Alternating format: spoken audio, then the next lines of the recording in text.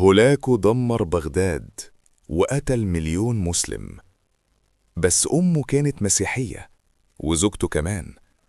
هولاكو خان حفيد جنكيز خان بعت من المغول عشان يمحي الحضارة الإسلامية من الوجود. في 1258 دخل بغداد عاصمة العالم. 40 يوم، بس 40 يوم خلى بغداد رماد. قتل 800 ألف إنسان في شهر واحد. رمى كتب بيت الحكمة في نهر دجلة. المياه اتلونت بالأزرق من الحبر والأحمر من الدم. بس إيه اللي محدش بيعرفه؟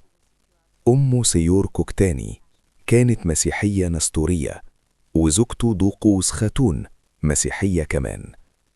اللي دمر الخلافة الإسلامية كان محاط بالمسيحيين من كل جانب. لو التاريخ بيشوقك اشترك دلوقتي عشان ما تفوتش الأسرار الجاية. بس التاريخ اتكتب له نهاية مختلفة. في عين جالوت 1260 أول هزيمة للمغول في التاريخ. سيف الدين قطز قائد المماليك المصريين وقف قدام جيش ما اتهزمش قبل كده وكسره. هولاكو دمر عالم، بس التاريخ ما بيرحمش حتى المغول. ايه اكتر حاجة صدمتك؟ اكتب في التعليقات. لو التاريخ بيشوقك اشترك عشان تشوف أسرار جديدة كل يوم.